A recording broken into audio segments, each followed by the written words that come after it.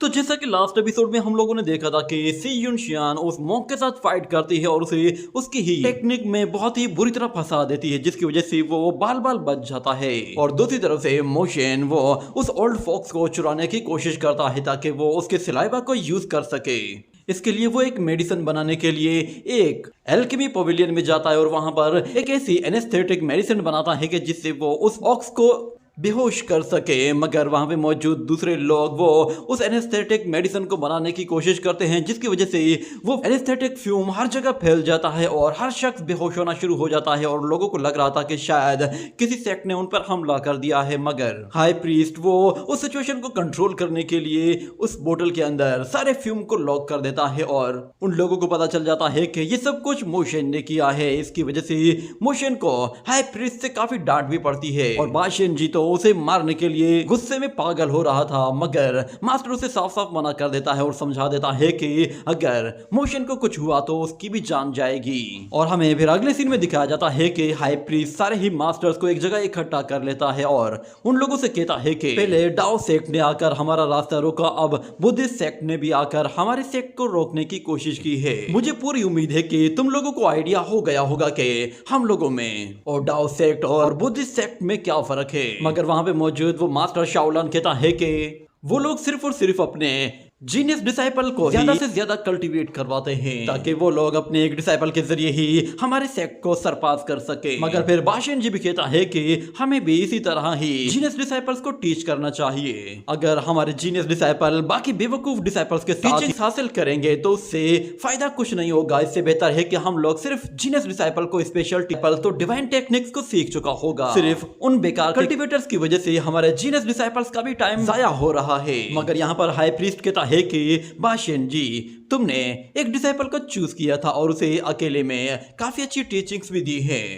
मुझे बताओ कि अब वो कैसा है, क्या वो स्ट्रॉन्ग बन चुका है। तो बाशिन जी कहता है कि हाँ, वान युन इस वक्त बाकी लोगों से काफी आगे जा चुका है। वो स्कॉलर रेजिडेंस में सबसे सीनियर डिसाइपल कहलाता है। तो फिर मास्टर कहता है कि इसका मतलब फिर ये हुआ कि ग्रुप कल्टीवेशन से फिर इंडिविजुअल कल्टीवेशन बेहतर है। पिछले कई सौ सालों में हम लोगों ने सिर्फ ग्रुप कल्टीवेशन की वजह से ही अपने जीनियस डिसाइपल्स को काफी डिले करवाया है और वैसे भी अब मैं बहुत जल्द रिटायर होने वाला हूं। बाशिन जी से कहता है कि मैं बस अब तुम पे ही भरोसा कर सकता हूं। तुम्हें अब एक जीनियस डिसाइपल्स को इंडिविजुअली टीच करना शुरू कर दें और उन लोगों को जीनियस डिसाइपल के साथ साथ जीनियस डॉक्टर होने का भी टाइटल दे दे। वो बाशिन जी से कहता है कि जिसे तुम टीच करोगे वो डॉक्टर कहलाएगा, यानी कि उसे एल्केमी स्किल्स भी साथ में सिखाए जाएंगे। एक मर्तबा जब वो जीनियस हाईएस्ट रैंकिंग में आ जाएगा तो फिर वो जूनियर्स को भी बहुत ही अच्छी तरह से टीच कर पाएगा। इस तरह हम लोग पहले उन्हें एलिमेंट्री लेवल में और फिर उसके बाद हायर लेवल पर प्रमोट कर देंगे।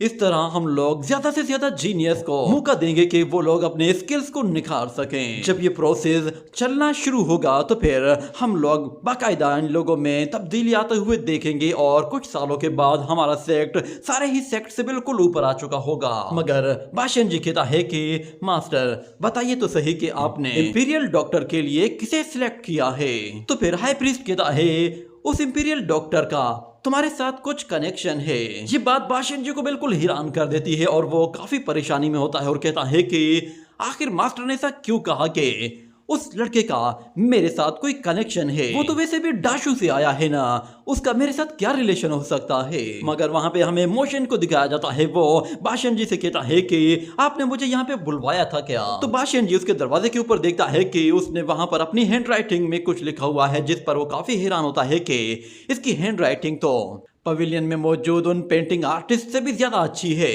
और वो मोशन को कहता है कि हाई प्रीस्ट ने मुझे ऑर्डर दिया है कि आज से मैं तुम्हें ट्रेन करूंगा, तो आज से हम दोनों ही एक साथ यहाँ पर रहेंगे। इससे एक फायदा ये होगा कि मैं तुम्हें अब ज्यादा ट्रबल्स क्रिएट करने भी नहीं दूंगा। वो ऑक्स तो मोशन से काफी डर रहा होता है, जैसे कि उसे अभी भी डर था कि शायद वो उसे किडनैप करने की कोशिश करेगा। पर मोशन कहता है कि आपको ऐसा क्यों लगता है कि मेरी कोई आपके साथ दुश्मनी है और मैं उसे लेकर कोई नुकसान करूंगा। मैंने सिर्फ और सिर्फ इस ऑक्स को बेहोश किया था, इसे कोई नुकसान नहीं पहुंचाया। आप देखें मेरे जैसा अच्छा इंसान तो कोई हो ही नहीं सकता। मगर बाशिन जी कहता है शायद तुम अच्छे लोगों को जानते नहीं हो। वहां पे हमें दिखाया जाता है हुवलिंगर वो उन सर्वेंट से कुछ पैसे ले रही होती है और वो सर्वेंट उससे कहती है कि मैं मास्टर यून क्यू के कपड़े लेने के लिए आई हूँ, प्लीज ये पैसे लेकर उसके कपड़े वापस कर दीजिए। तो हुआ लिंगर वो पैसे लेती है, मगर इतने में बाशन जी उसे पीछे से आकर डरा देता है और कहता है कि तुम लोगों ने तो काफी पैसे जमा कर लिए हैं, क्या ये पैसे तुमने इन सारे ही लोगों से छीने हैं? तो फिर हुआ लिंगर कहती है कि इसे छीनना नहीं कहते, मेरे यंग मास्टर ने इन सारे ही डिसाइपल्स को हराया है और हम लोगों ने ये पैसे पूरी मेहनत के साथ कमाए हैं, हमारे पास ऐसे स्किल्स हैं जैसे कि बाकी लोगों के पास है ही नहीं। मगर मोशन उससे कहता है कि मुझे लगता है अगर मैं ऐसे ही पैसे इकट्ठे करता रहा तो शायद मैं काफी वीक पड़ जाऊंगा और मेरी हर जगह इंसल्ट होगी और कोई भी शख्स मुझसे फाइट करना ही नहीं चाहेगा। मगर वो आहिस्ता से लिंगर के कान में कहता है कि हम लोग तब तक पैसे नहीं लेंगे जब तक ये पैसे खर्च नहीं हो जाते। मगर बाशिन जी को उसकी आवाज सुनाई देती है जिस पर वो कहता है कि ये लड़का एक नंबर का कमीना है, पता नहीं मास्टर ने मुझे इस लड़के को टीच करने के लिए क्यों कहा है। वो फौरन से वो पैसे न्यू को देता है और कहता है कि ये पैसे लेकर इससे कोई अच्छी सी वाइन खरीद लो। तो हुआ लिंगर कहती है क्या वाइन खरीदोगे, चलो मैं भी आती हूँ। और मास्टर बाशिन फिर मोशन को लेकर अपने साथ जा रहा होता है और कहता है कि शुरू में मुझे ऐसा लगता था कि शायद मेरे मास्टर के हारने के बाद वो मर चुका होगा, मगर मुझे पता चला है कि वो अभी भी जिंदा हैं और उनकी लोअर बॉडी वो कहीं मिसिंग है। वो इस वक्त सिर्फ और सिर्फ अपनी अपर बॉडी के साथ ही कहीं पे मौजूद हैं। सुनने में आया है कि वो अपनी सिर्फ हाफ बॉडी के साथ भी काफी स्पीड के साथ मूव कर सकते हैं। मोशन जब उसकी बात सुनता है कि वो शख्स कोई और नहीं बल्कि उसका ही अपना ग्रैंडपा युआनजी है जिसके पास सिर्फ हाफ बॉडी है, तो ये जानकर वो काफी हैरान होता है। मगर फिर वहां पर बाशन जी उसे कहता है कि मैं कुछ दिन पहले एक ब्लाइंड मैन से मिला था, वो ब्लाइंड मैन इतना ताकतवर था कि मेरे सारे स्किल्स सारी स्ट्रेंथ उसके अगेंस्ट फेल हो गई, उसने मुझे बहुत ही बुरी तरह मारा था। मैं बस उससे यही कह रहा था कि वो मेरा पीछा क्यों कर रहा है, इस बात पर उसने मुझे इतना मारा है, पता नहीं उसके दिमाग में क्या चल रहा था। और ऊपर से उसने मुझे जबरदस्ती पोइट्री लिखने के लिए भी कहा था। तो मोशन को एक झटका सा लगता है, वो कहता है कि एक ब्लाइंड मैन जिसे पोइट्री पसंद है, यानी कि वो कोई और नहीं बल्कि ग्रैंडपा शिया होगा। आखिर वो डाशू से निकलकर यहाँ पर कब आए हैं? मगर दूसरी तरफ से बाशिन जी काफी उदास होकर कहता है कि मैं अभी तक अपने मास्टर का कोई सुराग तक नहीं ढूंढ पाया कि वो कहाँ पर हैं। वो अचानक से कहीं गायब हुए थे और उसके बाद वो कहीं भी नहीं मिले। उन्हें ढूंढने के लिए मैंने पूरे कैपिटल को चप्पा चप्पा अच्छी तरह से चेक किया था, पर लगता है कि शायद वो कहीं डिसअपियर हुए हैं। पर मोशन कहता है कि मुझे बताओ वो ब्लाइंड मैन आपसे लड़ने के बाद कहाँ गया? तो फिर बाशिन जी कहता है कि तुमने अपनी प्रैक्टिस रोकी क्यों है, फौरन प्रैक्टिस करो। ये सुनते ही मोशन भी फिर उसे अपने बुचर नाइफ दिखाता है जिसे देखकर बाशिन जी बिल्कुल चौंक जाता है। मोशन उसे अपने बुचर नाइफ स्किल्स शो करता है जिस पर बाशिन जी काफी ज्यादा एक्साइटेड हो जाता है। उसे नजर आता है कि उसके मास्टर के स्किल्स इस लड़के में हैं, क्योंकि मोशन यहाँ पर स्टील ब्लेड स्लैश अटैक्स कर रहा होता है जो कि इतने ताकतवर होते हैं कि वो दरख्त को भी आसानी से छील सकते हैं। उसे याद आता है कि उसका मास्टर भी सेम इसी स्टाइल में ही इसी तरह का बुचर नाइफ यूज करता था। वो मोशन से कहता है कि मैं यहाँ पर इंपीरियल अकेडमी में काफी बोर हो रहा था, मेरे हाथों में काफी खुजली हो रही थी, पर शुक्र है कि कोई तो है जिसे ये स्किल्स आते हैं। अब तुम मुझे काफी अच्छी प्रैक्टिस करवा सकते हो। बाशिन जी भी मैदान में उतर जाता है और उसकी पावर को देखकर मोशन थोड़ा सा सरप्राइज होता है, मगर वो भी लड़ने के लिए फिर से तैयार हो जाता है और हमें दिखाया जाता है कि दोनों ही फिर अपने मास्टर के बताए हुए स्किल्स को एक दूसरे के आगे शो करते हैं।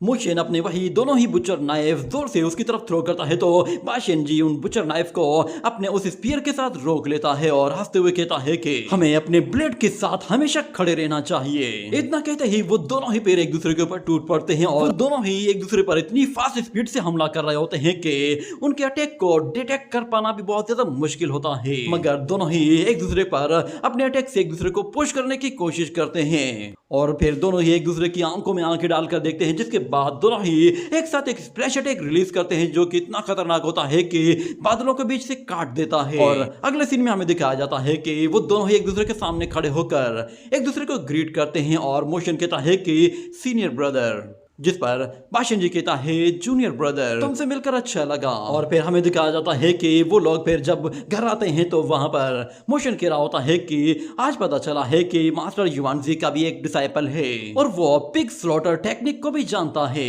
मगर बाशिन जी कहता है कि पिग स्लॉटर इसे हेवनली ब्लेड टेक्निक कहते हैं। इस टेक्निक को हेवनली ब्लेड टेक्निक इसीलिए कहा जाता है क्योंकि ये हमारे मास्टर का टाइटल है। तो मोशन कहता है अच्छा, इसका मतलब है ग्रैंडपा युआनजी को लोग हेवनली ब्लेड के नाम से जानते हैं। तो बाशियन जी कहता है कि हाँ, पूरी दुनिया उन्हें हेवनली ब्लेड कहकर पुकारती है।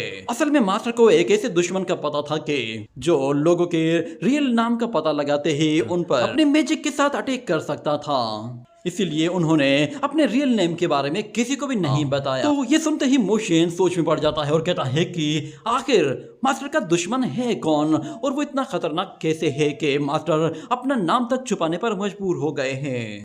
मगर बाशियन जी वो कहता है कि मास्टर की हाफ बॉडी वो उनसे अलग हो गई थी, पता नहीं वो अब अपनी बाकी की जिंदगी कैसे गुजार रहे होंगे।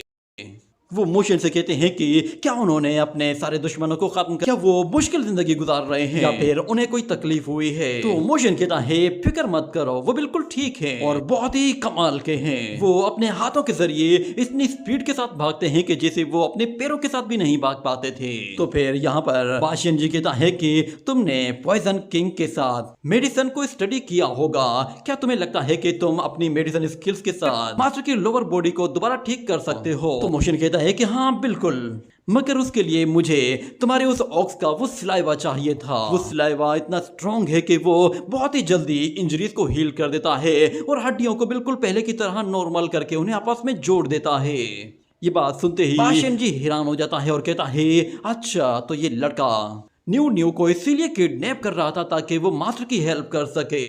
मगर फिर मोशन कहता है कि सीनियर ब्रदर, क्या आप जानते हैं कि ग्रैंडपा की लोअर बॉडी इस वक्त कहां पर है। तो फिर सीनियर ब्रदर कहता है कि आज से 200 साल पहले मास्टर की हेवन गॉड्स के साथ फाइट हुई थी, जिसमें मास्टर पर एक इतना ताकतवर हमला किया गया था कि उससे मास्टर की बॉडी 2 हिस्सों में बट गई थी। ये सुनकर मोशन कहता है अच्छा, तो मास्टर की बॉडी को हेवन गॉड्स ने डिस्ट्रॉय किया था। तो बाशियन जी कहता है कि हाँ, असल में मास्टर की लोअर बॉडी एक फ्रंटियर एरिया में जाकर गिरी थी जहां से किसी सेक्ट के डिसाइपल ने उसे उठा लिया था। एक मर्तबा मुझे पता चल जाए कि वो बॉडी किस सेक्ट के डिसाइपल ने उठाई है तो फिर मैं खुद जाकर वहां से मास्टर की लोअर बॉडी को हासिल कर लूंगा। तो मोशन कहता है कि हाँ, मैं भी इसके लिए तैयार हूँ। मगर फिर वो कहता है कि हाई प्रीस्ट ने मुझे मना किया है कि मैं ज्यादा उछल कूद ना करूं और कोई नुकसान ना करूं, इसीलिए मेरा अब बाहर जाना मुश्किल हो गया है। मगर बाशियन जी उसे कहता है कि तुम टेंशन मत लो, अब वक्त बिल्कुल बदल गया है। इतने में फिर बाहर से उन लोगों को कुछ लोगों की आवाज सुनाई देती है। वो सारे ही लोग भागते हुए बाहर की तरफ जा रहे होते हैं और कहते हैं कि इंपीरियल मैसेंजर्स आए हैं। अगले सीन में हमें दिखाया जाता है कि उस एकेडमी के गेट के पास में कुछ इंपीरियल मैसेंजर्स होते हैं और सारे ही डिसाइपल्स उनके आगे झुक जाते हैं और वो मास्टर्स उन लोगों को कहते हैं कि इंपीरियल एकेडमी के जीनियस डिसाइपल मोशन को एक गिफ्ट दिया जा रहा है ताकि वो अपनी प्रैक्टिस को अच्छी तरह से कंटिन्यू कर सकें और ज्यादा स्टडी कर सकें। उनके टैलेंट को रिकॉग्नाइज करते हुए आज हम मोशन को इंपीरियल डॉक्टर का टाइटल दे रहे हैं, जिसके साथ ही वो 6 रैंकिंग का वॉरियर बन गया है। ये सुनकर वो सारे ही लोग हैरान हो जाते हैं और कहा जाता है कि मोशन के पास अब परमिशन है कि वो हेवनली रिकॉर्ड टावर के 3rd फ्लोर को भी एक्सप्लोर कर सकता है। ये कहने के साथ वो स्क्रॉल मोशन के हवाले कर दिया जाता है और सारे ही डिसाइपल काफी ज्यादा हैरान होते हैं। मगर वुशोंग वो इस पर काफी खुश होता है और कहता है कि ब्रदर, तुम तो लाजवाब हो। और बाशियन जी भी कहता है कि इंपीरियर ने बिल्कुल सही डिसाइपल चूज किया है, उन्होंने तुम्हें ही इंपीरियल डॉक्टर का टाइटल दिया है क्योंकि तुम इन सारे ही यंग मास्टर्स में से सबसे स्ट्रॉन्ग हो। और दूसरी तरफ से वो सारे ही डिसाइपल्स को ये बताता है कि अब मोशन 6 रैंकिंग का वॉरियर बन चुका है और इंपीरियल कोर्ट का हिस्सा बन गया है, तो अब वो तुम सब लोगों का सीनियर है, उसकी रेस्पेक्ट करना तुम लोगों पर अब लाजिम हो चुका है। और वो मोशन से कहता है कि तुम इंपीरियल एकेडमी के फर्स्ट डॉक्टर हो, जिस पर वुशोंग कहता है कि अरे वाह डॉक्टर, तुम तो दिन दुगनी रात चौगनी तरक्की कर रहे हो। मगर बाशियन जी देखता है कि बाकी लोगों को ये बात बिल्कुल भी हजम नहीं हो रही, इसीलिए वो सब लोगों के सामने कहता है कि मोशन अब से रिकॉर्ड टावर में पेंटिंग पवेलियन में जाकर विजिट कर सकता है और इसके अलावा हेवनली हॉल, म्यूजिक और मिलिट्री हॉल में भी जा सकता है, जहाँ पे वो ना सिर्फ म्यूजिक बल्कि फॉर्मेशंस और पेंटिंग्स बनाने के स्किल्स को भी सीख सकता है। और बाकी जो कुछ उसने सीखना होगा वो मैं खुद उसे सिखाऊंगा। मगर ये टीचिंग बिल्कुल इंडिविजुअल टीचिंग होगी, मेरे साथ मोशन अकेला ही रहेगा। हम लोग अब बाकी के डिसाइपल्स को भी इसी तरह ही इंडिविजुअल टीचिंग्स देंगे ताकि हमारे डिसाइपल बाकी सेक्ट से ज्यादा स्ट्रॉन्ग बन सके। और मुझे हाई प्रीस्ट ने स्पेशली कहा है कि मैं मोशन को अच्छी तरह से एक्सप्लोर करूं और उसकी इंपीरियल टेक्निक्स को और भी ज्यादा निखार सकूं। एक मर्तबा मोशन अपने स्किल्स में मास्टर बन जाएगा तो फिर उसे प्रमोट किया जाएगा और वो फिर अकेला ही हजारों डिसाइपल्स को तैयार कर सकेगा। इसी तरह हमारी जनरेशन में डॉक्टर्स एक के बाद एक आना शुरू हो जाएंगे। मगर एक डिसाइपल चिल्लाते हुए कहता है कि आखिर डाशू से आए हुए इस लड़के को ही इंपीरियल डॉक्टर क्यों बना रहे हैं? तो बाशियन जी भी उसे गुस्से में जवाब देते हुए कहता है कि क्योंकि ये तुम लोगों में सबसे ज्यादा स्किलफुल है और सबसे ज्यादा काबिल है। अगर तुम लोग मेरी बात से सहमत नहीं हो तो फिर तुम लोग इसके साथ मुकाबला करके देख लो, तुम्हारे टैलेंट का भी पता लग जाएगा। अगर तुम लोग मोशन को स्किल्स में हरा देते हो तो फिर तुम लोगों को इंपीरियल डॉक्टर बना दिया जाएगा। ये कहने के बाद वो मोशन से कहता है कि तुम फौरन से अपने लेफ्ट शोल्डर की वीकनेस को ठीक कर लो क्योंकि आगे चलकर तुम्हें इस पर प्रॉब्लम हो सकती है। ये बात सुनते ही सब लोग उसके लेफ्ट शोल्डर पर फोकस करते हैं और समझ जाते हैं कि उसकी वीकनेस उसका लेफ्ट शोल्डर है। एक डिसाइपल आकर कहता है कि तुम्हारी वीकनेस एक्सपोज हो चुकी है तो तुम्हें हराना मुश्किल नहीं है।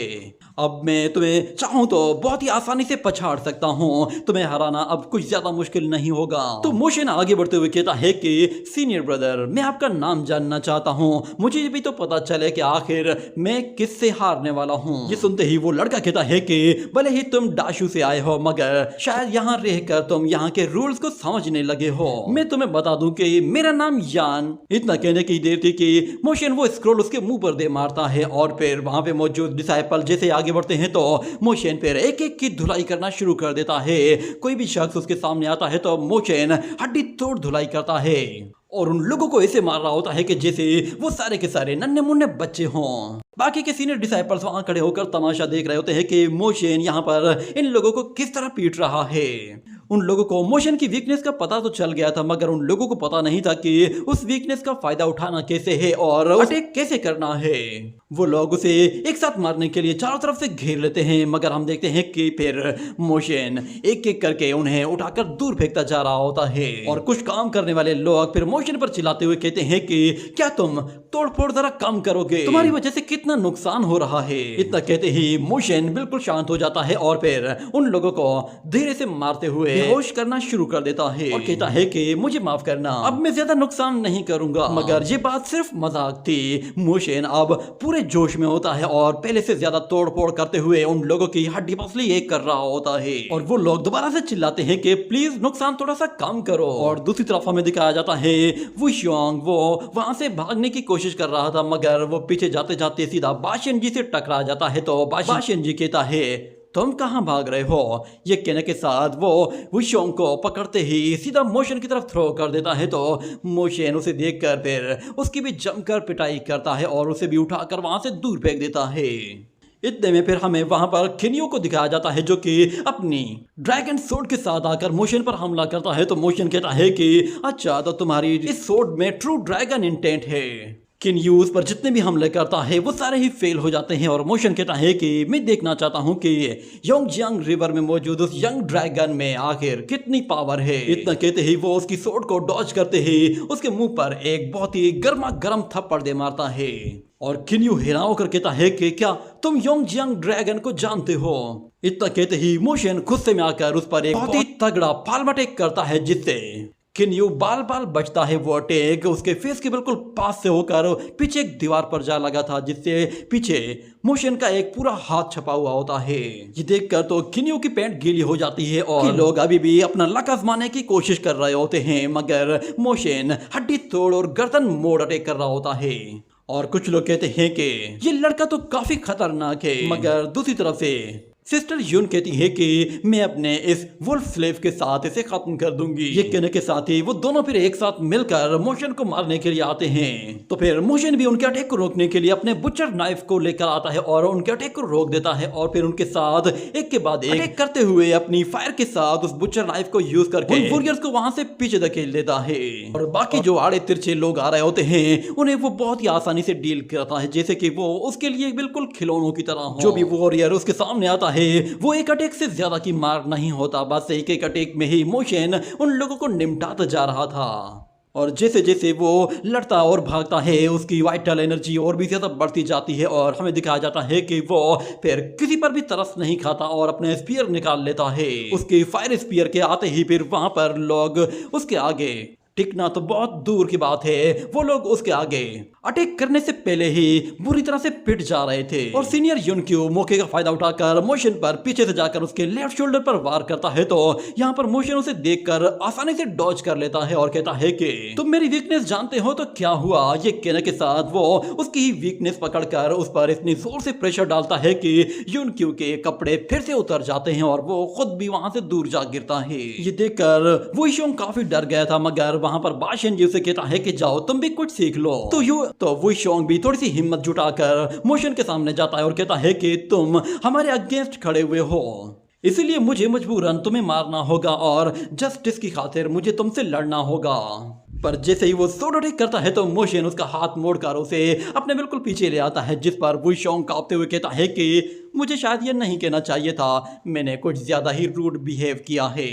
मगर मोशन उससे कहता है कि ब्रदर वी डिसाइपल्स के बीच में आपस में मैच होते रहते, हम दोनों आपस की इस लड़ाई को बिल्कुल सही टाइम पे रोक दें। ये कहने के साथ वो दोनों ही दोबारा से फाइट करते हुए एक दूसरे पर अटैक करते हैं और वापस से एक दूसरे को पीछे धकेल देते हैं। और मोशन उसे इशारा करता है कि पहले टांगों पे मारूंगा, फिर सर पे, फिर पेट पे। ये कहने के साथ वुई शोंग जैसे उससे लड़ने वाला होता है तो मोशन उसके पैरों पे लात मारकर उसके सिर पे अपनी उंगली से वार करता है और एक जोरदार किक मारकर उछालकर दूर फेंक देता है। तो वुई शोंग जहां गिरता है वहां पर ही पड़ा रहता है और उठने की कोशिश नहीं करता और कहता है कहीं ऐसा तो नहीं कि मोशन ने मुझे इन 3 अटैक्स के साथ इंपीरियल मास्टर के 3 स्वॉर्ड मूव सिखाए हों।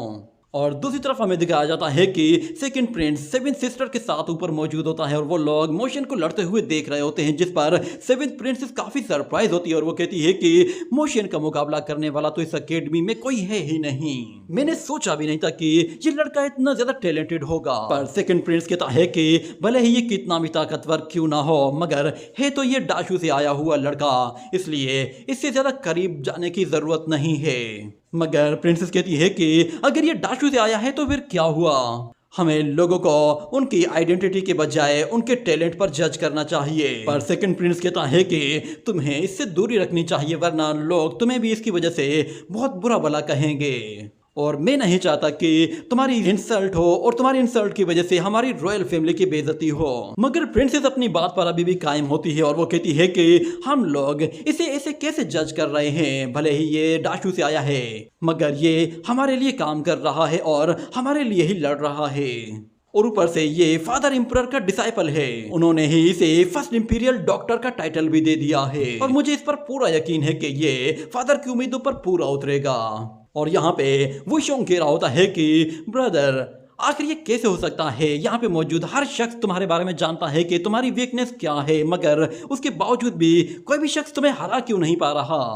तो मोशन कहता है कि वीकनेस का पता लगना एक अलग बात होती है, मगर उस वीकनेस का फायदा किस तरह उठाना है और उस पर किस तरह हमला करना है ये बिल्कुल डिफरेंट काम होता है। यहाँ पर बात हो रही है सेम लेवल फाइट की, तो मेरे सेम लेवल में कोई भी शख्स मुझे नहीं हरा सकता। शायद यहाँ पर 2 या 3 डिसाइपल ऐसे होंगे जो कि शायद मेरा मुकाबला कर पाए। ये सुनते ही वान यून से लड़ने के लिए जाता है तो उसका मास्टर रोकते हुए कहता है कि तुम्हारा और उसका कोई मैच नहीं, तुम भले ही उसके सीनियर हो मगर तुम में और उसमें बस एक बारीक से थ्रेड के जितना ही फर्क है।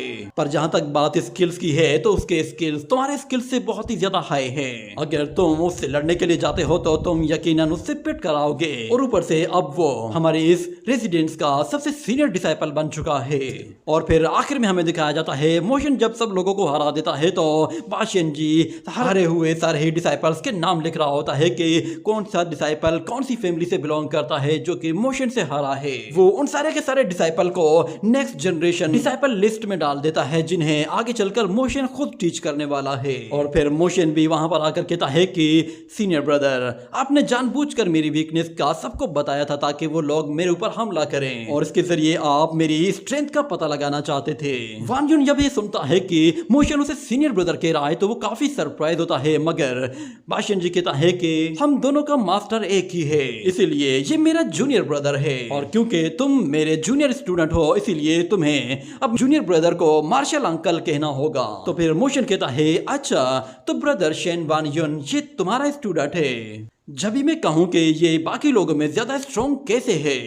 और फिर बाशिन जी मोशन से कहता है कि अगर तुम सीनियर ब्रदर कहोगे तो सब लोग बहुत ज्यादा परेशान हो जाएंगे, इसीलिए इसे मार्शल नेफ्यू कहकर पुकारो। और मोशन फिर शेन वान युन की तरफ जाता है और कहता है कि अगर तुम्हें मार्शल अंकल कहना नहीं आता तो कोई मसला नहीं, इसके लिए अच्छे से प्रैक्टिस कर, तुम्हें आगे चलकर इसकी आदत पड़ जाएगी। ये कहने के साथ ही ये एपिसोड यहीं पे ही एंड हो जाता है।